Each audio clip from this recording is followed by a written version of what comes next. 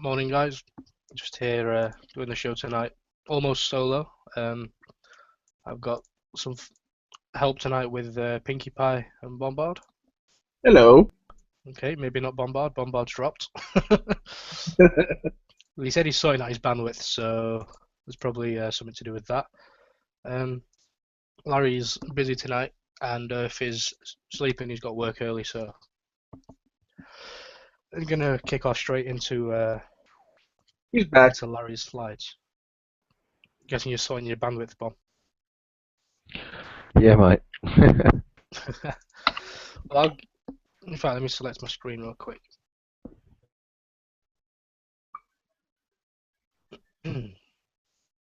Barry's been kind enough to make the slides even though he's not on, so that's always helpful.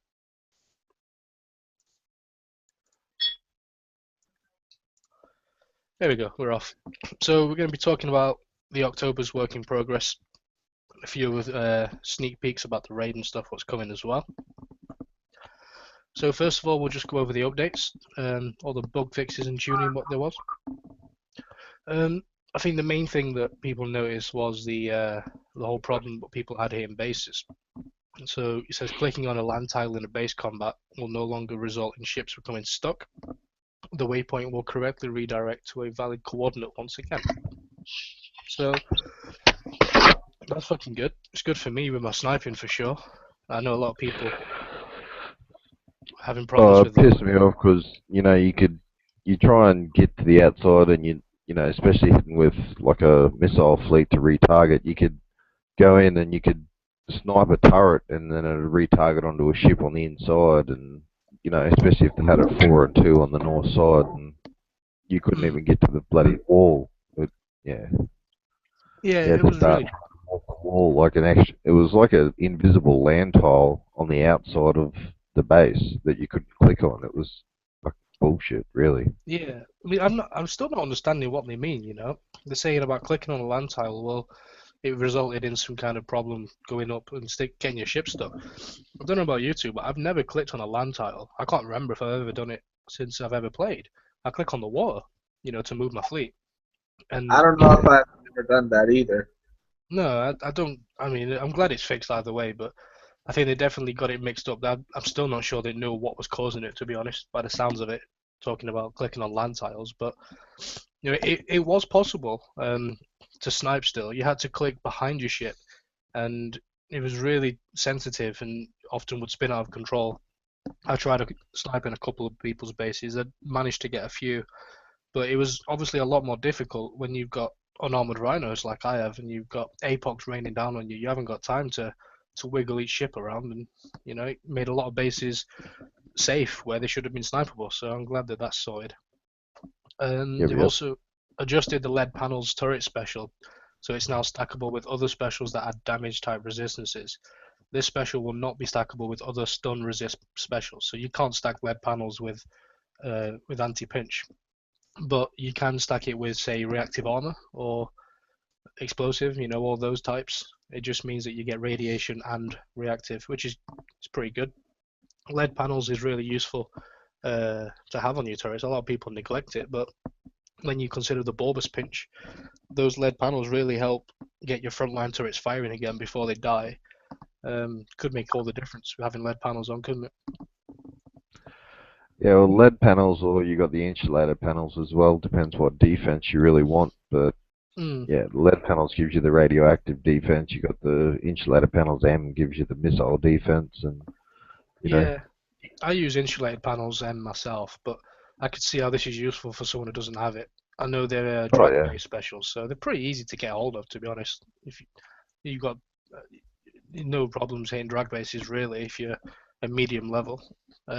But lead panels just gives you the option to get anti-pinch as well as, like, say, reactive, so you're getting more missile defense by doing that than using insulated M. So you can really kind of make your turrets really strong for one type of defense. Um, you can now also hold two 24-hour structure build tokens plus one 12-hour, 12 1-hours, and obviously that's because of the campaign that's coming this weekend, which is the structure token campaign. It's still Drac Attack, so it should be the same as it was last time for the ship build tokens, We're just getting different prizes. So, that's that. I'm pretty happy with that. How do you lot feel about the Drac attack? With changing it to structure build, would you rather have ship build tokens, or do you think structure is good enough? Well, with all the base upgrades that you've got now, the structure build tokens are going to come in handy. People who don't want to speed up their OP or, using coin, they can, find out a way to get the structure build tokens cheap. Doing the Drac attack's not a hard sort of a campaign, so most people should be able to do it. Yeah, I agree. I mean, when you think about what it means this week, is for those people who have got tier 3 in the weekly mission already as elite, so they've got all the prizes, they'll get a 24-hour structure build token from that. If you can reach tier 3, then common sense would tell you to reset and do it again. Even if you can't get to elite, you should at least do tier 3 twice. So that's 4 days of structure build tokens we're going to get from the mission and this. So that already halves Shipyard 3 if you're looking to upgrade that, because obviously Shipyard 3 means you can't build a ship. Well, that's upgrading. That's 8 days without a ship build. So, you're getting 4 days off that. So that's really useful. You can finish off the shipyard in the raid or something as well. Indeed. So moving on to the schedule, we've touched on some of these already. This is what it looks like for October. So on October 9th, which is this Friday, it's been pushed back, we have the Draconian Armada Uranium fleets spawning alongside Reaver dredges. I think Larry's put a slide in for that later, but they should be alternating with the dredges. And then, like I said, on the weekend, we've got Drac Attack for the structure tokens. The raid starts October 15th. So what's that, a week on Thursday? A week tomorrow? Dragon Strike campaign available October 20th. There you can win your Shockwave plates, the Ballista, the regular Ballista, and the limited Draconian Coaxial. And that's the base defense campaign. We'll touch on that in a bit as well. And then we've got the raiding fleets on the 22nd after the raid. That's the Thursday after the raid. And then the weekend after the raid, we've got Let It Burn. So pretty standard setup. No Forsaken Arena tournament for the foreseeable future. Hallelujah. How do you feel about that? I don't know. I never really played the Forsaken Arena anyway. I just found it a bunch of fucking waste of time, really. Some of the Banshees was a good prize, but it's just too time consuming. You get these fucking guys with no lives, and they just sit on the thing all day, every day, and you just whatever they want to get fucking 50,000 points in a especially couple of days. Some people have got to work. They can't really get on and compete. So. I know a lot of people who enjoy the game that much and are pretty much addicted to this game that they book time off work to do raids because they don't want to miss out on, if you miss out on a raid, it could put you back a while. So that's once a month. They can't be doing that twice a month. And you work all week and then you got the weekend to relax. Do you really want to be sat grinding a tournament?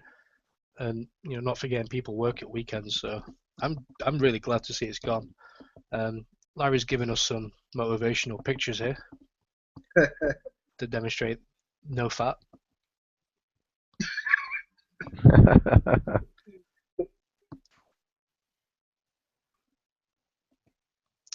So Draconian Armadas then. Says the Draconians are moving in on the Reavers uranium after we messed them up. So, we fucked the Reavers up. Now the Dracs are coming back, which is, I think, good.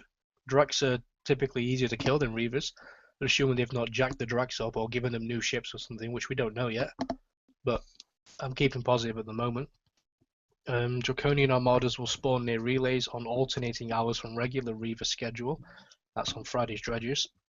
It says the description of these armadas is a mix of heavily armored, slow-moving ships equipped with a variety of firepower, and Zoe thinks well-placed torpedoes are key to success. So, in other words, submarines are the key. Yeah, and I do really like the way that they're giving us tips. So they're telling you up front. What sort of torpedoes are you going to need? You're going to need the new Scourge ones, or can Assault Bs do? That's the thing, isn't it? If you need these new torps, the Scourge torpedoes, they take a long time to build, so you aren't going to be able to hit them straight away if you do need subs. I do believe that you'll be able to go in and out. I mean, if you are, and it works like dredges, you might be able to just keep using zombie subs. Obviously, at the very high cost that someone might snatch your target, watch you prep it, and then sweep in for the end and take the glory kill. So you've got to be careful there. But I've got a hunch that these new the same new, but the Drac attack and the fleets in the 85s in the Forsaken mission that have the Strike Cruiser X's and the V2H and Frostburn. I've got a feeling that we're going to be seeing some of those, which would mean well-placed torpedoes would mean Scourge torpedoes because they have thermal that is just outside of our B-top range. So you Well, might if be they've got right a there. Frostburn in there, that outranges the Scourge anyway. Yeah. What's the Frostburn's thermal? 90 or something, isn't it? Yeah, it's 90. Yeah. So And my only question about the Drac armadas is, what about surface fleets? Are those still going to do good without taking too much damage, or are you screwed without subs? yeah, I hope not because for a lot of us, it seems subs. Yeah, we've all got subs, but in reality, a lot of people don't have a really good sub fleet. Yeah, You might well, be surprised with I'm that, but I'm the only one without any subs. yeah, there's a lot of people who don't have Nighthawks, they don't have Banshees, because they haven't got the Bankers. time to sit and build a sub fleet because they're constantly trying to keep up to date with the raid and base attacking that subs just kind of take a back seat. So I hope that they're okay with surface fleets. Crusaders seem to be working really well against Drac attack and stuff with a bit of Hmm. thermal for the odd sub, but hopefully they're not like super jacked up like the Reavers with speed and stuff. So anyone who has Arbalest on the Crusaders or Strike Cruisers hopefully will be okay. Um, so yeah, it's just a kind of wait and see on that, really, isn't it? Yeah, I'm gonna have to make a video on that later on. Yeah, well, I'm sure there'll be loads going out. I'll probably do some myself on Friday, have a little play around, see what's working and what's not. Um, so just a little tip that Larry's put in here for everyone is when you're upgrading walls to level 7, if you do go too fast and you keep upgrading them, then you will look up, it will say purchasing items, and you'll just be stuck on that and you'll need to refresh. So he's just put a couple of images here. You can see the upgrade instantly button. Hopefully you're not stupid enough to spend 18 gold on a wall, but it lights up and lets you purchase it. So make Well, sure you don't press start upgrade until that button is lit up, otherwise you're likely to crash. Just a bit of tips there if you're blitzing through your wall upgrades. I don't know why they've got that purchasing fucking pop up anyway. It's a bunch of it's just annoying, especially when you got 100 and something walls to do. You got purchasing over and over again. Yeah, I mean, If you can, if you're not coining it. yeah, and you can you can coin a block of walls, right? Why can't you just start upgrade a block of walls? Even if it takes a bit of time, so obviously it's 3 seconds a wall. If that stacks and it takes like a few minutes, I'd rather press start upgrade, wait a few minutes, and just leave it to do its thing. As long as it's less than 5 minutes, it's instant anyway. So I don't know why they don't just let us do that, to be honest. Let us do a big block and Yeah, instead of doing them one by one. yeah, it almost seems like they're forcing you to.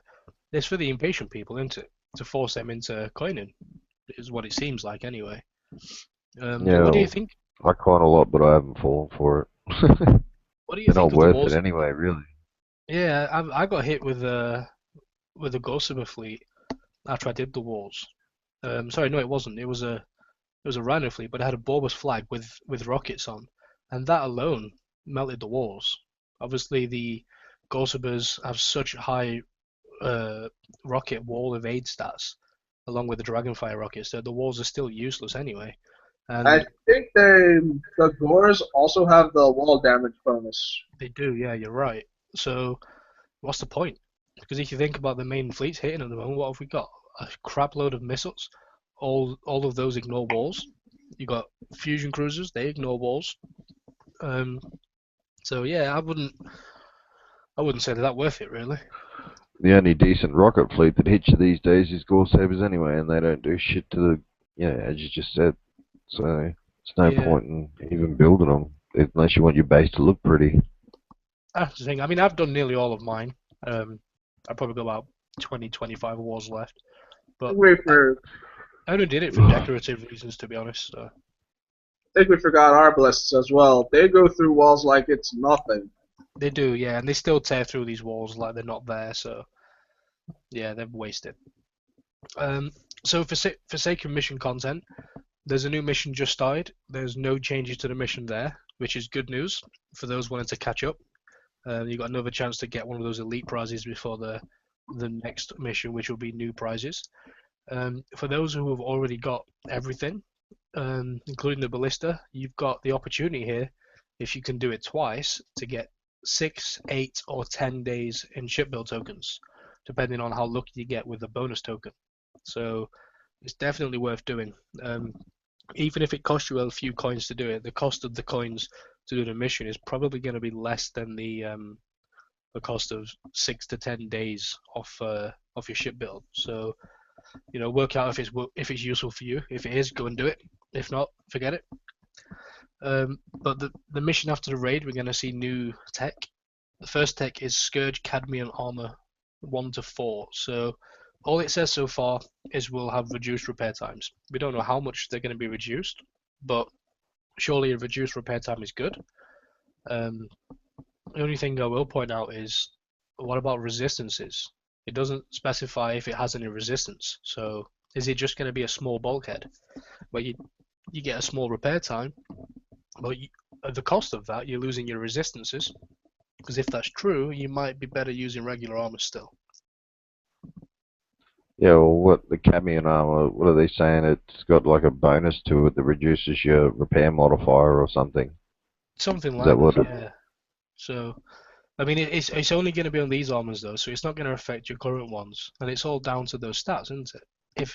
If it doesn't give you anything for stats, is it really worth taking off a D5E and losing evade to lower your repair? Because Well, unless you've got it like an unarmored fleet for the mission or something, you got unarmored rhinos for the mission. Throw some cadmium armor on it, and it'll make your repair even less. But well, it will still increase it. If you've got no armor, it's going to be a cheaper repair than having cadmium armor.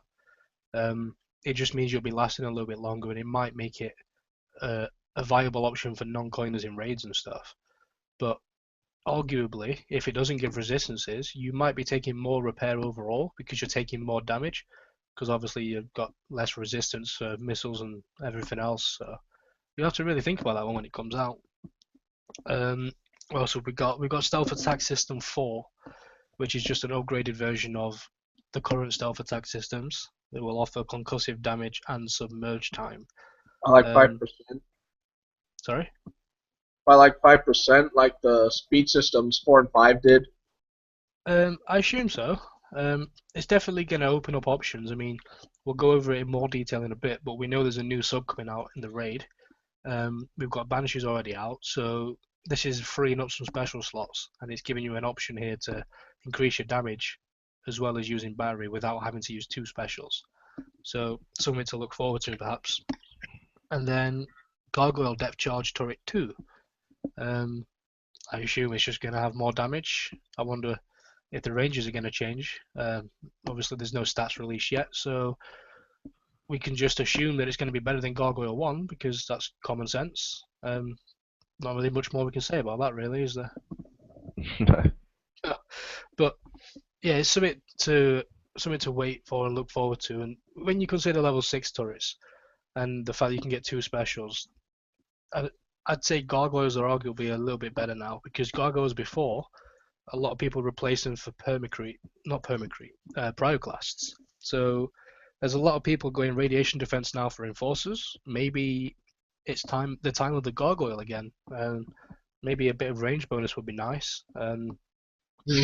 More damage would be crazy. They already do 7,000 damage. So yeah, a good set of gargoyle 2s would probably rip a fleet in half. So that'd be really good. I'm looking forward to those. Just some other info on the work in progress then. New base planner features with ship placement has been moved to November, so they pushed that back a bit. They've also pushed back the Dragon Strike campaign, which is the base invasion. That's moved to after the raid.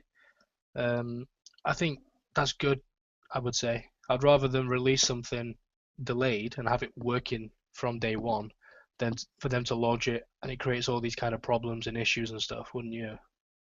Definitely. Yeah, I mean, that's one thing we've always complained about as a group of players is they keep on releasing shit that don't work. So now we've got our response, which is, well, it's not ready yet, so you can wait a few weeks, and I'm happy to wait. Death from Below raid, it's not going to have the basic invasion feature. Obviously, it's not ready for the campaign, so it's not ready for the raid, which could be good because then the raid is more suited to what we already know from last raid. So, that's one positive out of it. Also, all the vanguards will unbubble 48 hours after the raid starts, and then again 9 a.m. Sunday. That's Kixeye time. That means no So you get two chances to unlock to hit the vanguards during the raid. Would you say that's good, or would you prefer it to be how it was last time? Well, it depends. Like this, if you've got decent fleets to hit the scourges, it's not that hard. But not everybody's set up to hit them at all now. Yeah. I like the fact that they're bringing in the co-op again for this raid. Definitely. Like, you can team up with a mate and you're going to kill the scourge targets a lot quicker with two of yous working on it. So you're obviously going to take less damage, and both of yous doing an elite with a half decent fleet. You're not going to spend 3 or 4 fleets on an elite. You might all both do it in one hit. Yeah. And there's always that one guy. I'm thinking of you here, Bomb, that has the fleets that can do things by themselves. Like, you've got a really good fleet in the raid, which I've seen. So people in your alliance in KDE, not everyone's going to have that fleet. So you've now got an option to go out and help the guys who don't have as much, and work with them to reduce your repair and theirs while still gaining them points. I know a lot of my raids, I've got points just from helping other people, giving them their bonus, and we share the points between us, share the repair between us. Sometimes they offer you some coins to cover your repair, so you're not paying for it all yourself. And more above that is just the whole teamwork element of it. So you're playing with your mates and having a laugh on TeamSpeak together, and the co-op side of things is more enjoyable. Who wants to sit there all weekend grinding out a raid in solitary confinement? Yeah, that's right. Mm-hmm. But at least we don't have to grind a sector bar. I know a few people have said that having a sector bar for them feels like they're doing 2 raids because it's more cost effective and for them and quicker just to run through some elites and get it done. And then they're having to sit and grind away at the bloody map targets all weekend to maybe get the prize at the end of it. So in that aspect, it's good. Yeah, I'm glad the sector bar's gone, to be honest. Yeah, definitely. So let's move on to the preview of the raid. Doomroos has posted this up on the forums. It's the prize that we're going to be getting. It's called the Tiger Shark. It's a new submarine. This is his original post, so I'm going to read through this and then I'll talk about what's just been posted recently. It has evade and remote targeting evade, concussive damage boost, high assault DPS, 10 weapons, 4 armors, and 4 specials. I'm just going to go to the Kixeye site here.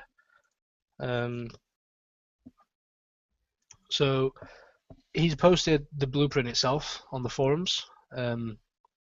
So it has 2,875 armor. It's got 7,447 tons of max weight, which is more than a Nighthawk, just a little bit less than a Banshee. Banshee's just shy of 8k. The 2,400 assault DPS. Now, there's still a little bit of umming and ahhing about what the DPS and assault DPS actually is, but it's going to make it more powerful, surely. 60%. Well, I'm guessing just for like assault torps, or like maybe it's just against fleet versus fleet. Yeah, it's probably for the fleet versus fleet aspect. Oh, it is, most definitely. Well, there's 2 types. There's the assault DPS and the siege DPS. The siege DPS is for buildings, assault is for ships.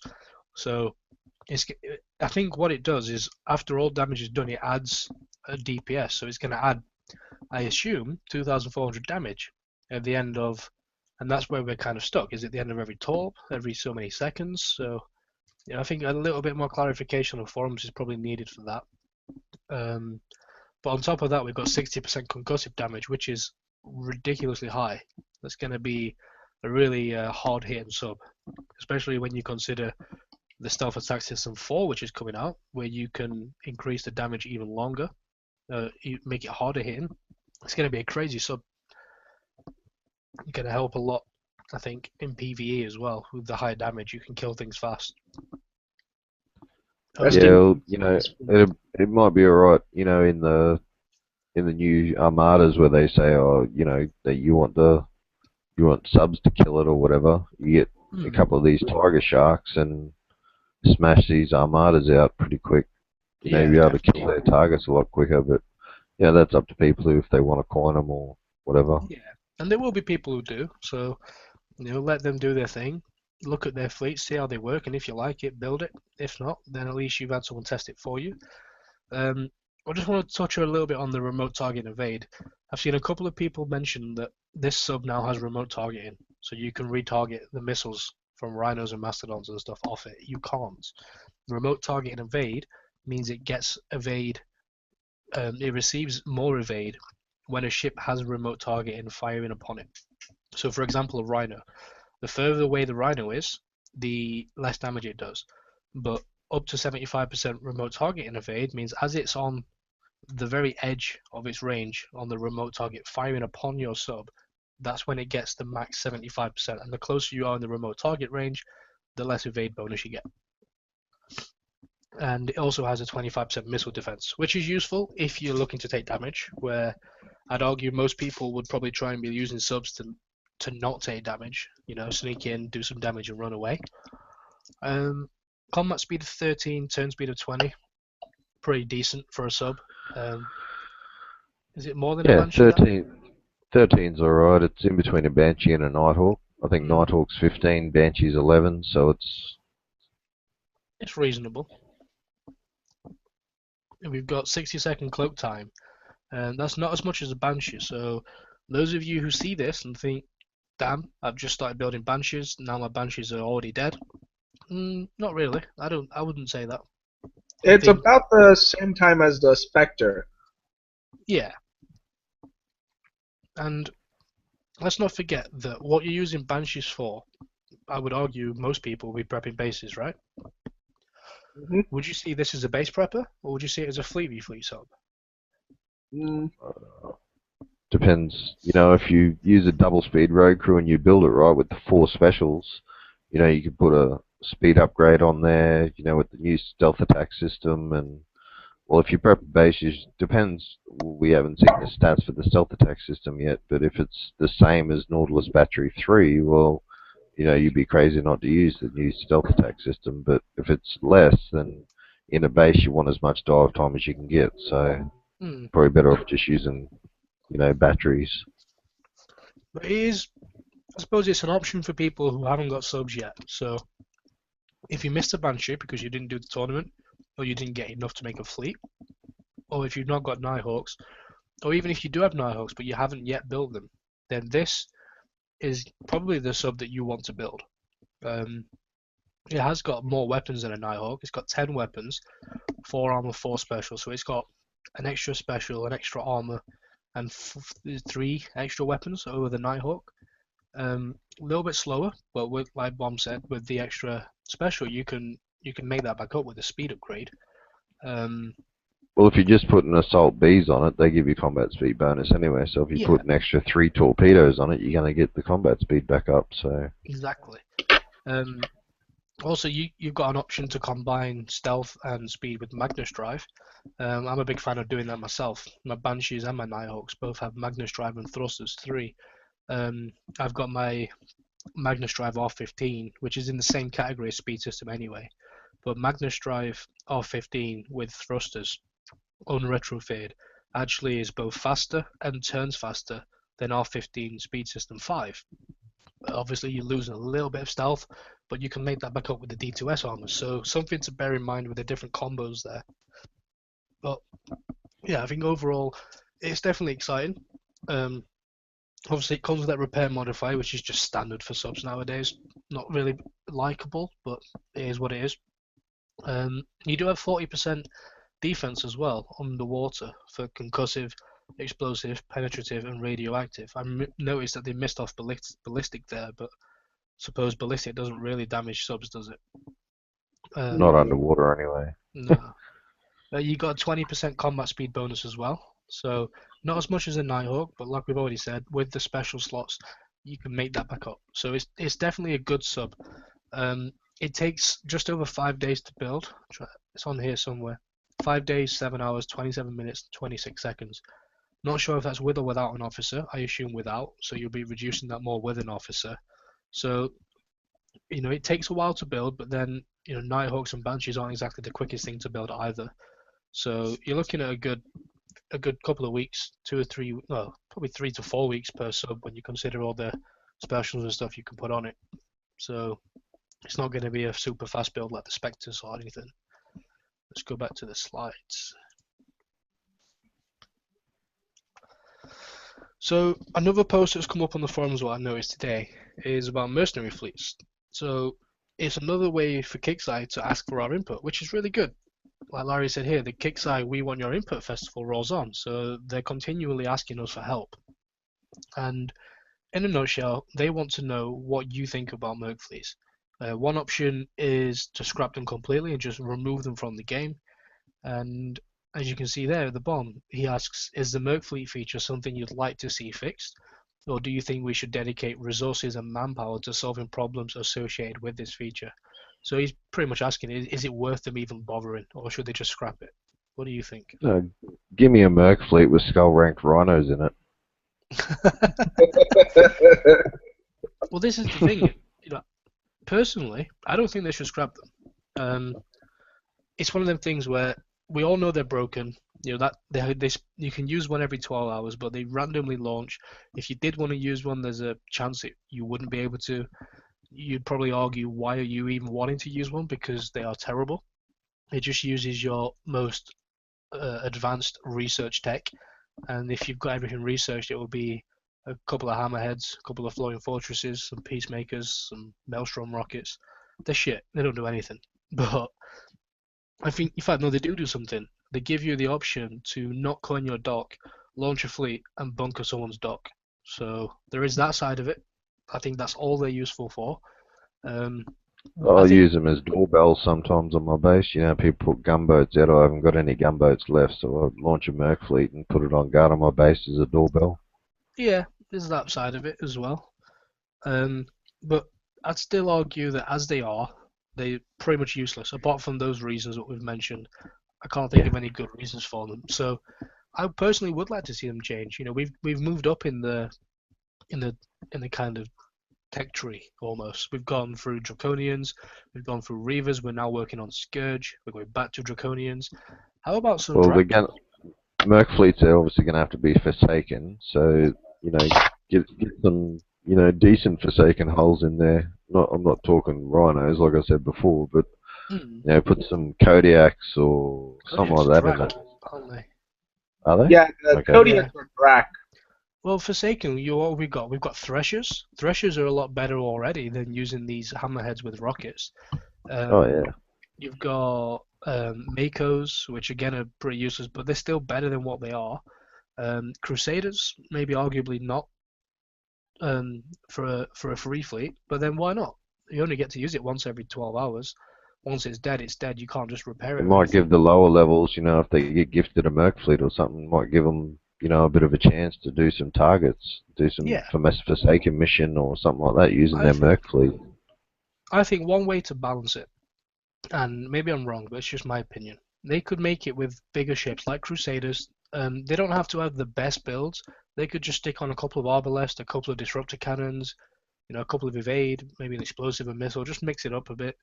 Some decent specials, and it'll be a fleet that they can use once a day. Not every 12 hours to balance it, because they're a lot more powerful. Maybe every 24 hours you can use one. And it just takes away some of the strain of the player's repair. Obviously, you can't go out there and customize that ship, but if it's for free, it's going to reduce the repair somewhere. It gives people a reason to log in and play if they're not coining off the, here, there, and everywhere, just coining anything willy-nilly. It gives them a reason to log in and play. One option I did see, I can't remember his name now, so you'll forgive me for not giving you a drop-in, but one of the forum mods mentioned about using uranium to customize your own merc fleet. certain uranium costs for different parts, which pretty much reminds me of the toy box in the arena, where you have to use the parts what you're given and make your own fleet. They could do that. I'd argue don't use uranium, just let us do it for free. But we get a set number of ships that we can choose from, and we make our own mercenary fleets. But we can still only use one every 24 hours. That would be pretty good. They've already got that kind of technology side of it on their side because they've already got the toy box for the arena, so they can surely Yeah. transfer it across. I mean, I'm not a programmer, so I don't know how this would work and how easy it would be. I agree that it's not a pressing priority, so there are a lot better things that they can be spending their time on improving in the game, but it's something that they can do slowly in the background. I'm not expecting it to be done next week, but they can work on it surely. Get a couple of interns to have a look at it or something.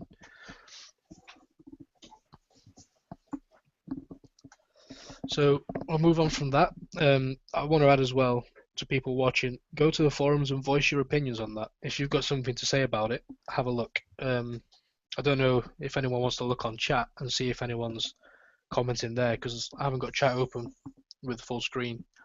But if anyone's got anything to say, bring it to the forums. Let Kickside read it. Tell them about it. So this is Larry's favourite slide of the evening. This week's Kickside screw-ups. So they broke the base attacks where you couldn't drive near walls, which they fixed. So credit where credit's due. They fixed that straight away. It didn't take that long to fix.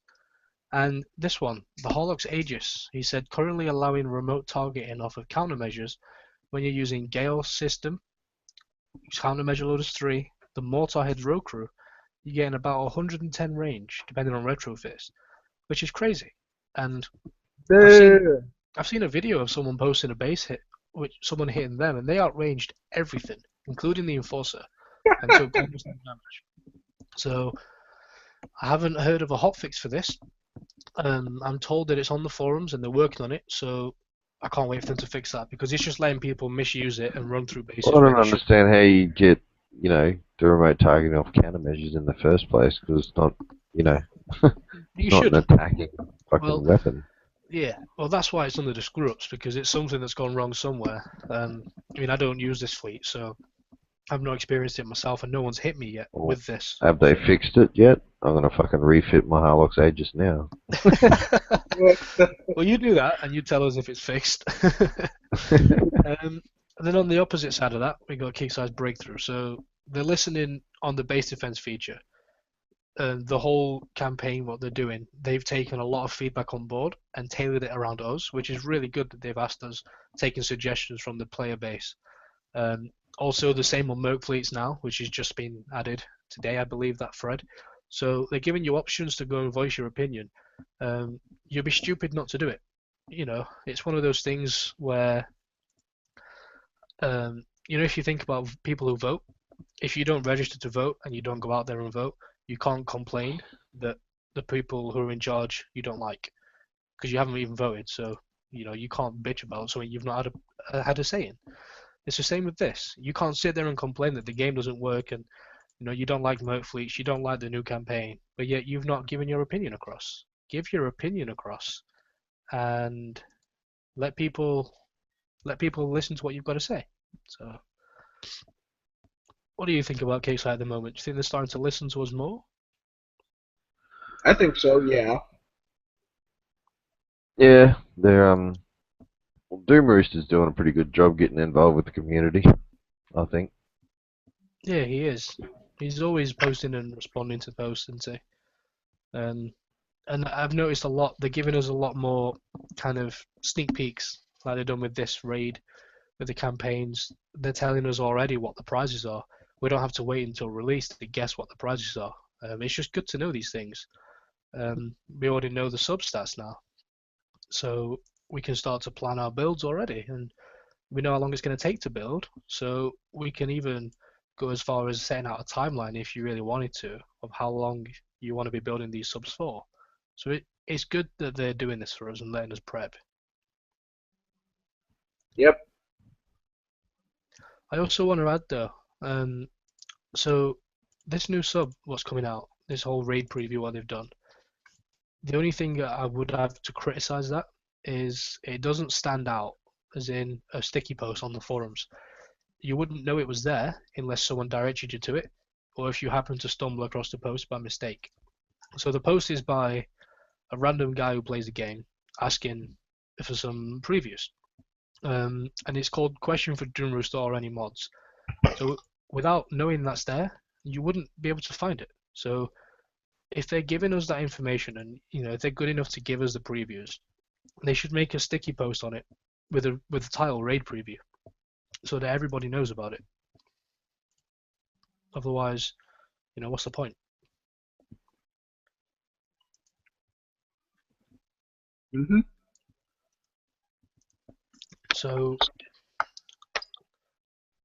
do you want to talk about the raid then? We've got the raid coming a week on Thursday. What are your plans for the raid? Got any fleets built? I know you have, Bomb, haven't you? You've got your fleets all refit and ready? Yeah, I've got the V2Hs. They're fully loaded with blades now, skull ranked. I haven't finished the retrofits. The R10, the R10 ones that go better. Mine are R6 or R7 at the moment. But I've got me Harlock's Aegis Rhinos. Any other of the Scourge targets that I've hit, they just fucking melt them with the blades. So I'm assuming that they're just going to tear through the raid like butter. So should be good. Well, they said they're going to kind of throw us a bone, haven't they? And make the raid, and they've learned from the mistakes last raid. So they were doing pretty well, the missiles last raid. People using rhinos with frostburns and an Artemis for decoy. That's my plan. The Artemis has the mines, which kind of take away some of the firepower. So that's going to be helpful. I think the new ship, the Visago's Prototype Hunter, that's going to be a real helpful ship in the raid. Did any of you win that from the tournament? Hell no. How about you, Bob? Did you win one? No, mate, didn't even do the tournament. Yeah. I mean, it is good, but it's like, is it really needed? If you've got a fleet, the prototype hunters are good. Like they're like an R10 V2H pretty much, just a few extra bonuses and with a longer thermal. So you're going to be able to see the little ships, little subs, coming in, and especially the ones that stay underwater the longest, like forever. Those I forget what they're called, ones that shoot the heavy missiles at you. Yeah, I'm not good with the names of these new subs, but it's the deep dive ones, isn't it? Yeah. I really forgot what it's called. If you got blade missiles on them and they can maybe some decent torpedoes, you can kill them enough. But in the last raid before I built my rhinos, I was just using Kodiaks and I refit those over and they were doing okay. Did you use a Frostburn flag with that then? Yeah, used Frosty flag. Just because you send the Frosty out of the tank because it's got the concussive defense, and then just use the Kodiaks.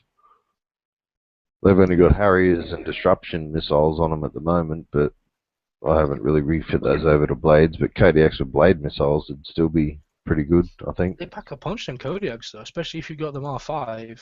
They get the armor abilities similar to a Jug X, just not as much. So you can get a lot of evade on those as well to help with the torps.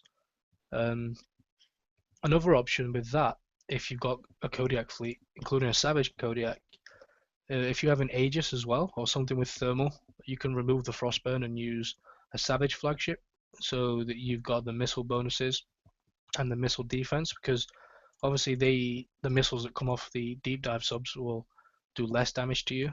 Your reload will be quicker, so you'll be killing them quicker, which means they're firing less torpedoes at you. So, consider using a Savage flagship with any of your fleets if you've got a secondary thermal outside of the Frostburn. The Savage is going to help you against their missiles as well. So. I think you could use a RAF as well. Obviously, the RAF would give you the triple salvo, which might be useful. Personally, I think the triple salvo would be wasted because I think blades and stuff, if you're using them, are going to tear through them really fast. So, you know, all you're doing is giving yourself a little bit more repair there. Someone's asking on the chat, if anyone had any questions. They're asking, do we think that Kixeye should let us stack all of our tokens? I think they should. You know, they give us limits of how many 12 hours you can have, how many hours, and all that. Do you see a real purpose to that? Or why can't they let you stack them all completely?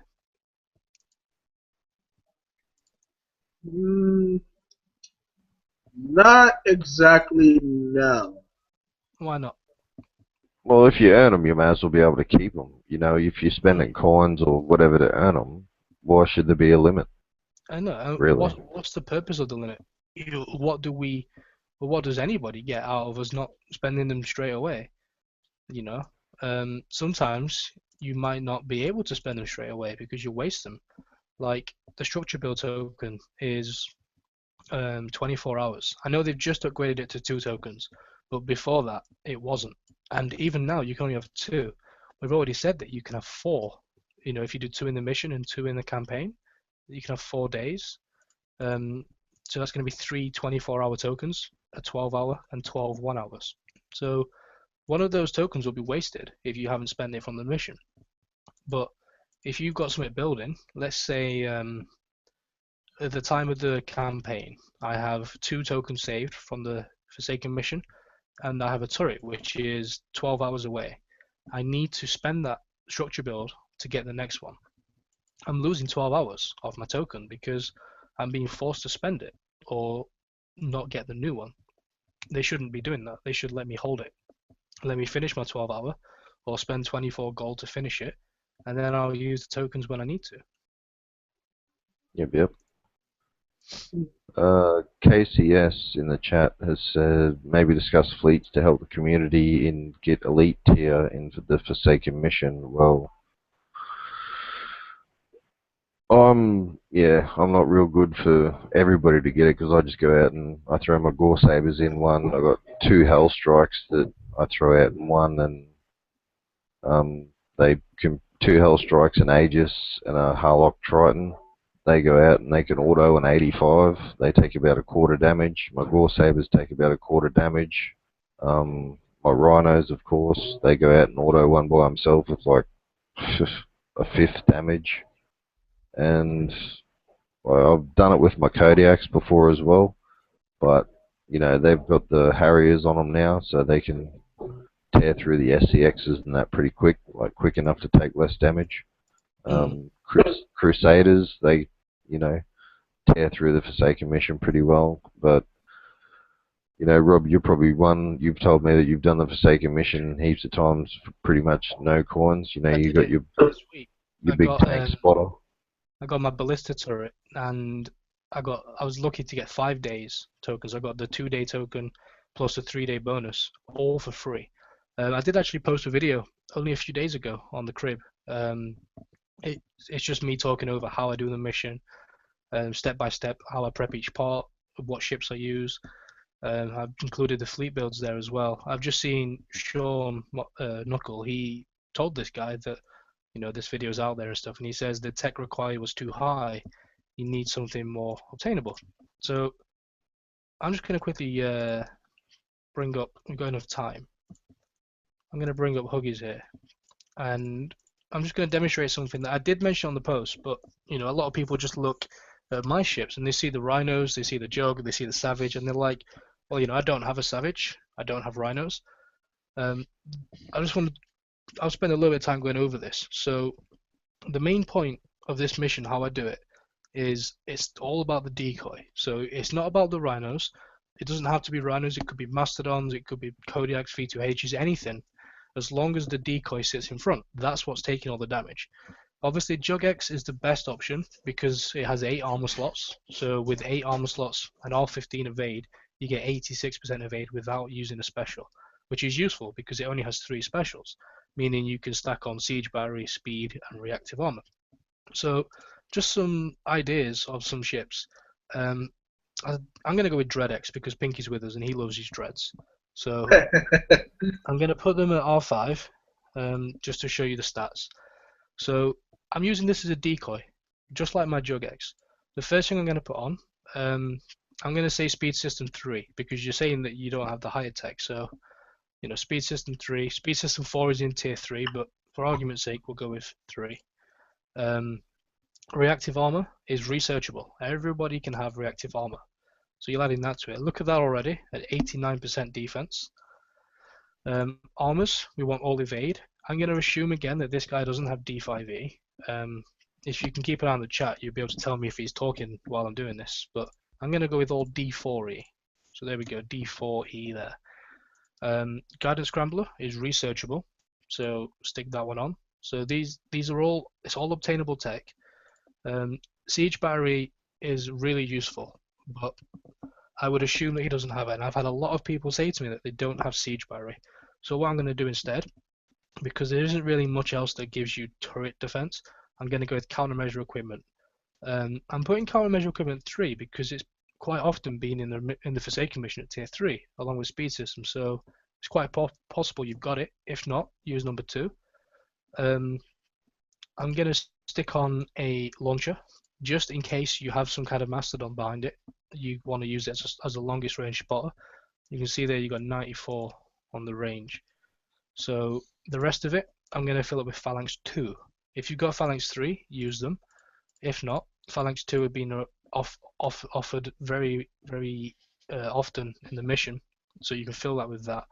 Now, first thing I want to do is stick on an officer. Everybody should have an officer on this. The build time there, just over 2 weeks. I don't know about you two, but that's not much for a decoy ship, really, is it? 2 weeks out of your schedule to build a ship to help you in the mission? I'll pull you up there, Rob, because apparently this dickhead has just left the chat. What's that? Oh, he turned around and he said, "Oh, thanks for the info, guys. I've got to go." When you're in the middle of helping him, so I say, "Fuck him." Well, I'll still go through it because it's not just him. A lot of people have had these questions asking about what happens for lower people without the jug. So, he might want to catch up and watch it anyway later on. But let's look at the stats here: 92% missile defense and 63% evade. That's pretty reasonable. It's not as good as my jug.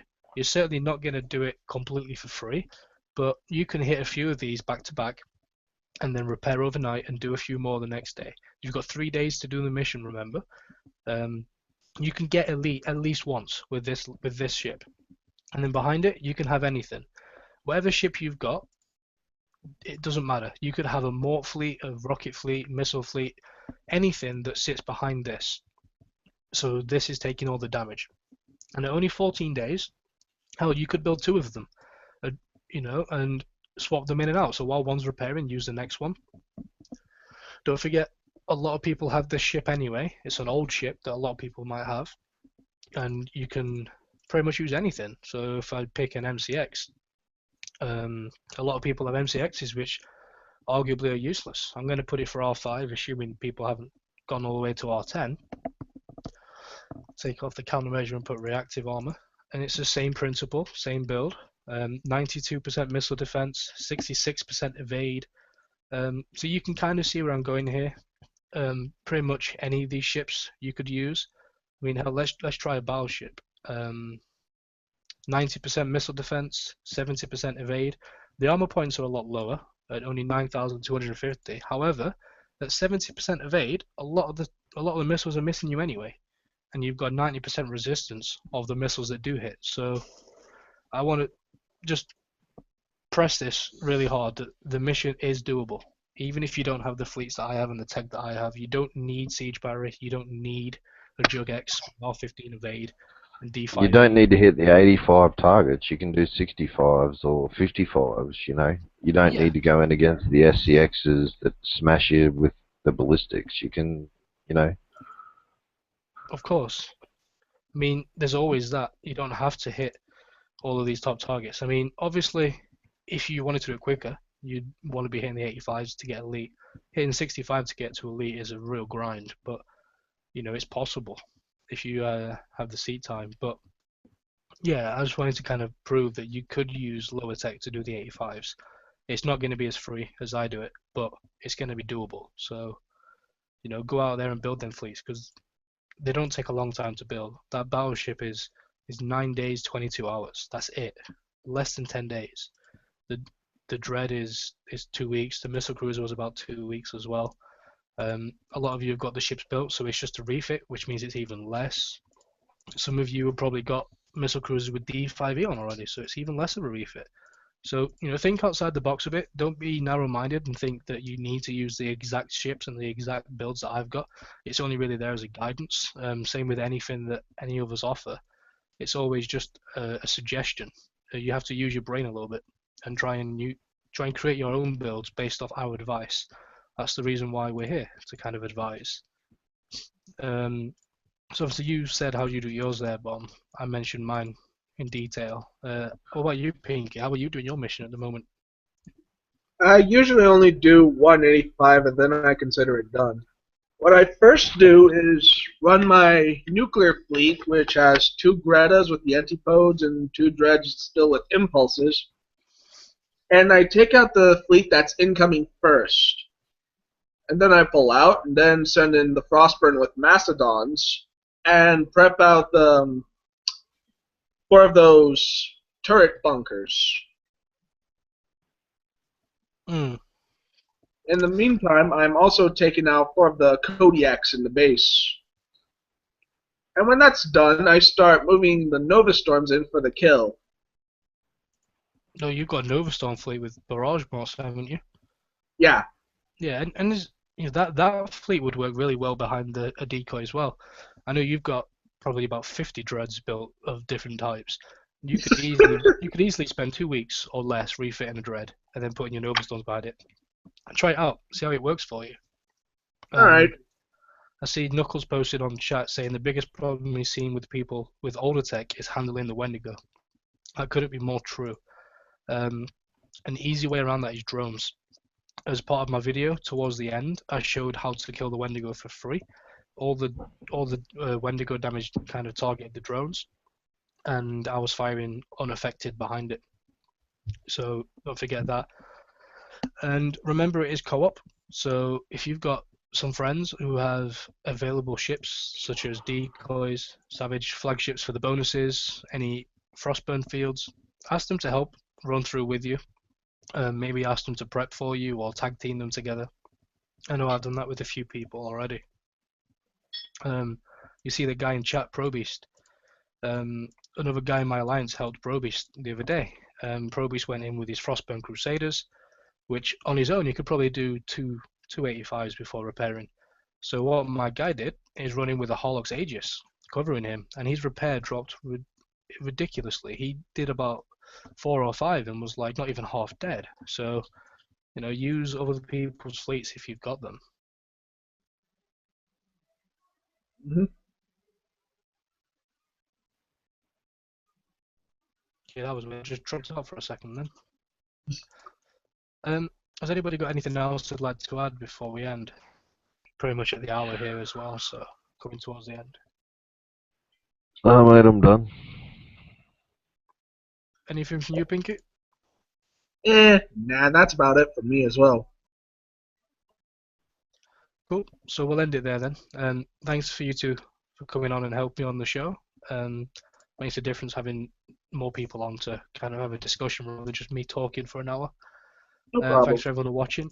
Remember to have a look on our page. That video's there, what I was talking about, along with other videos and tips and tricks and builds and ideas and all kind of things to help you. So don't forget to check that out. And thanks for watching. See you later. Stay fresh.